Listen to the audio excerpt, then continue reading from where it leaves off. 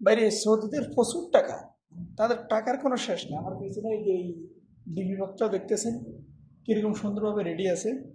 আর এখন রুমের দিকে নেন, বা এই নতুন টাইলগুলো সম্পূর্ণ ভেঙে ফেলা হয়েছে। এই এসিটার দিকে দেখেন, এসিটা মার্কেজি, যেটা কিনা খুলে খুলে ফেলা হয়েছে।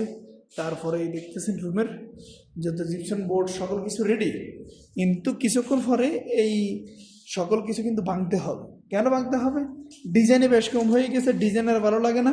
প্রথমে এক ডিজাইনে দেখেন ফিল্ড পর্যন্ত হয়ে গেছে, মাদুনের কাজ চলতেছে।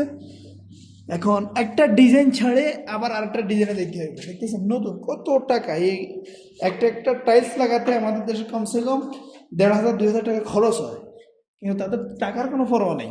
দেখছেন হাম্মামটা কিন্তু রেডি, দরজা লাগানো আছে, সব কিছু লাগানো আছে। এখন এগুলো আবার খুলতে হবে। তো এই কারণে বলতেছি রে ভাই, সৌদিদের প্রচুর টাকা।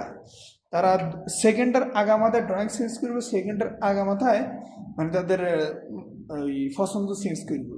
তো ওদের হিসাব করে লাভ নাই। বাইরে আমরা কাজের মানুষ, বাস কাজ করতেছি।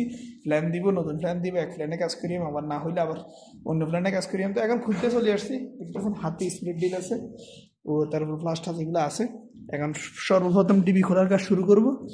খুলতে তো কোনো সমস্যা নাই, কিন্তু এই বিল্ডিংটা যখন রেডি করছি, এই রেডি করতে কিন্তু আমাদের অনেক সময় গেছে। তো কোম্পানির কাজ কী করবো আর, বাস চলতেছে, বাস চলুক। তো তারপর আফসোস লাগে আর কি, যে আসলে এত টাকাগুলো খরচ করে তারা ভাঙা গড়ার সংসারে আছে। এক প্রকার আমরা খোলা ফিটিং মিস্ত্রি হয়ে গেছি।